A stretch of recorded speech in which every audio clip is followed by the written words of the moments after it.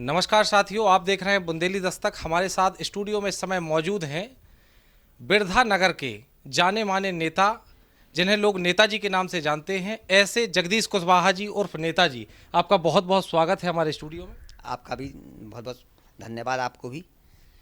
2024 के लोकसभा चुनाव की घोषणा हो चुकी है, आज आचार संहिता लग चुकी है। इस बार जनता का क्या रुझान है, किसकी सरकार? भाई सरकार तो मोदी जी की बनेगी, क्योंकि जो राम मंदिर बना है उससे हिंदुत्व जाग गया है और पूरा हिंदुस्तान मोदी जी के साथ है और मोदी जी को आना है, उन्हीं को प्रधानमंत्री बनना है और मोदी जी के मुकाबले और कोई है नहीं है विपक्ष में। अच्छा, जब हम गांव में आए तो मुझे पता चला कि सबसे ज़्यादा जानकारी चुनाव के बारे में आपको है। तो मैं आपसे पूछना चाहता हूं कि पूरे देश में कितने मतदाता मतदान करेंगे इस बार 2024 में? देखो, पूरे देश में कुल मतदाता हैं जो करीब 21.5 करोड़ मतदाता हैं पूरे देश में। तो ये मान के चलिए आप कि इसमें करीब 18 करोड़ के लगभग मतदान करेंगे मोदी जी के पक्ष में। एक तरफा जाएगा पूरा मतदान। राजनीतिक आपका अनुभव बहुत है, इस बार कितने प्रतिशत मतदान होने की संभावना है? वैसे हमेशा 60% रहा है मतदान, लेकिन अब की बार हमें लगता है कि 60 से ऊपर ही जाएगा। क्या समस्याएं हैं बिरधा क्षेत्र की, ये आप हमको बताएं। बिरधा क्षेत्र की कई समस्याएं हैं, जैसे सड़क है, बेरोजगारी है, कई प्रकार की समस्याएं हैं। लेकिन जो हमारी सरकारें जो चल रही हैं धीरे धीरे उनको मतलब सब ख़त्म कर रही हैं। हर जगह रोड भी डर रहे हैं, और पर जनता है तो समस्याएं तो रहती हैं। धीरे धीरे सब कुछ होता है और हो रहा है और होगा। भारतीय जनता पार्टी से अनुराग शर्मा को टिकट दिया गया है झांसी ललितपुर लोकसभा से। जी। कांग्रेस का गठबंधन हुआ है अखिलेश यादव से, तो इस बार कांग्रेस को ये सीट मिली है, उनका भी प्रत्याशी आने वाला है। बताया भी कुछ नेताओं ने कि जल्द ही घोषणा होगी। तो इस बार कैसी लड़ाई नजर आ रही है इस लोकसभा क्षेत्र में? विपक्ष मौजूद नहीं है, विपक्ष धराशायी है, मौजूद नहीं है। जनता का रुख श्री राम मंदिर की ओर है, भगवान की ओर जुड़ा हुआ है, क्योंकि हिंदुत्व जाग गया है। इसलिए कोई टक्कर में नहीं है। अनुराग शर्मा जी की टक्कर में कोई नहीं है, सांसद जी की टक्कर में।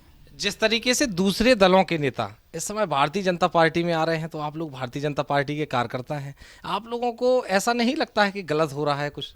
नहीं, बिल्कुल गलत नहीं हो रहा है भाई। सब दौड़ लगा रहे हैं भारतीय जनता पार्टी के लिए, तो सब लोग चाहते हैं कि हम भी उस दौड़ में शामिल रहें। तो वही सम्मान अभी भी आपका है पार्टी में? जो हाँ हाँ, बिल्कुल है, बिल्कुल सम्मान है।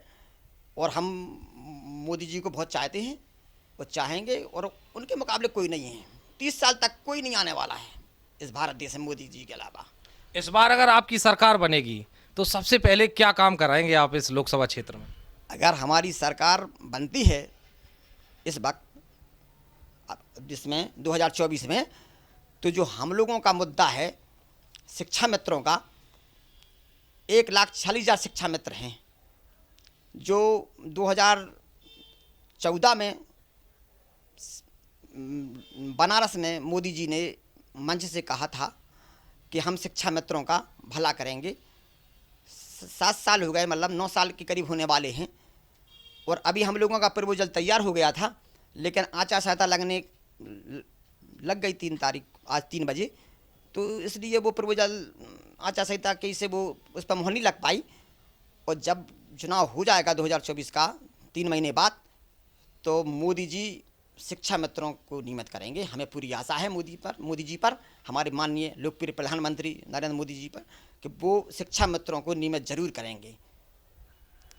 हम आपसे जानना चाहते हैं कि आपको लोग नेताजी के नाम से क्यों पुकारते हैं? भाई, हमको नेताजी के नाम से इसलिए पुकारते हैं, सरदार भगत सिंह, सुभाष चंद्र बोस, चंद्रशेखर आज़ाद, हमने इनसे प्रेरणा ली है। इनके जो किताबों में लिखा है, इनके बारे में हमने पढ़ा है, इसलिए हमको नेताजी के नाम से जनता जान चाहती है। हम एक समाज सेवी हैं और हम अन्याय के खिलाफ भी खड़े होते हैं, इसलिए हमें नेताजी के नाम से जानते हैं सभी लोग। तो आगे हम लोग आशा करेंगे कि नेताजी कोई चुनाव लड़ेंगे? नहीं नहीं, हम कभी चुनाव नहीं लड़ेंगे। हम तो समाज सेवी हैं और जो सरकारें बनेगी उनके साथ रहेंगे। और जो समाज का काम है, कल्याण का काम है, हम करेंगे सरकार के साथ मिलकर। यही हमारा कर्तव्य है। अगर भारतीय जनता पार्टी की सरकार बनती है तो बिरधा क्षेत्र में सबसे पहले क्या काम कराएंगे आप? भाई बिरधा क्षेत्र में जैसे यहाँ केंद्रीय विद्यालय की आवश्यकता है, यहाँ इंजीनियर कॉलेज भी बनना चाहिए बिरधा में। कई ऐसी चीज़ें हैं जो बिरधा अभी अधूरा है, जो चीज़ें नहीं हो पाई हैं, और हम माननीय मोदी जी से यही कहेंगे और अपने लोकप्रिय सांसद जी से कि कई विद्यालय हैं जो केंद्र स्तर के, जैसे यहाँ एक लड़कियों का कॉलेज नहीं है, हम लड़कियों का कॉलेज चाहते हैं इंटर तक, जो केवल लड़कियों का कॉलेज हो, और यहाँ एक इंजीनियर कॉलेज हो जिससे हमारे बच्चे बाहर न जाके यहीं बिरधा में पढ़ सकें। अनुराग शर्मा जी 5 वर्ष उनका कार्यकाल रहा और फिर से चुनाव लड़ रहे हैं, कितने नंबर देंगे 100 में से उनको इस कार्यकाल के लिए? इस कार्यकाल के लिए हम श्री अनुराग शर्मा जी के लिए 100 में से 95 नंबर देंगे। उनका बहुत अच्छा कार्यकाल रहा, बड़े ही शांत स्वभाव के व्यक्ति हैं, अच्छे हैं, जनता के लिए प्रिय हैं, और उनके पिताजी भी टीचर रहे हैं, हम भी टीचर के पुत्र हैं। हमारे श्री पिताजी थे श्री बाबूलाल वर्मा जी, पूर्व केंद्रीय प्राध्यापक। हमारे पिताजी ने बिरधा में 60 साल सर्विस की, यहीं रिटायर्ड हुए, तो हमें अपने पिताजी से भी प्रेरणा मिली। और हमारे अनुराग शर्मा जी थे, उनके पिताजी शिक्षक रहे हैं। तो भाई एक शिक्षक के जो बच्चे होते हैं तो वो हमेशा आदर्श होते हैं, हमें बहुत हमारे आदर्श हैं अनुराग जी शर्मा जी। आपको क्षेत्र के युवा बहुत पसंद करते हैं। जब मैं क्षेत्र में आया तो लोगों से पूछा किससे बातचीत करूं, तो लोगों ने हमको जो 5 नाम बताए उनमें प्राथमिकता पे आपका नाम लिया। ऐसा क्या युवाओं के बीच में आप कैसे असर डालते हैं ऐसा? हम क्या है कि हमारा एक वो नेचर है कि हम छोटों में भी रहते हैं, और अपने जो सम्मानित गणमान्य व्यक्ति है, आदर्श पुरुष गुरुजी वगैरह हैं, जो बड़े आदमी हैं, उनके साथ भी रहते हैं और सबको लेके चलते हैं। इसलिए हम सबके दिलों में बसे रहते हैं और हमेशा बसे रहेंगे। हम सबको चाहते हैं, सब हमको चाहते हैं, बस यही हमारा वो है। हमारे बुंदेली दस्तक चैनल के माध्यम से आप जनता से क्या अपील करना चाहेंगे? हम यह अपील कहना चाहेंगे कि जो आपका चैनल है बहुत ही अच्छा है, और आप हमेशा अनेकों समस्याएं जनता की उठाते रहते हैं, और उठाते रहते हैं जनता की समस्याएं, और ऐसे ही समस्याएं आप उठाते रहें। आपका चैनल हमेशा आगे बढ़ता रहे और हमेशा अन्याय के खिलाफ आपका चैनल जंग लड़ता रहे। बहुत बहुत धन्यवाद। ये थे जगदीश नेताजी हमारे साथ में स्टूडियो में। आपका बहुत बहुत धन्यवाद।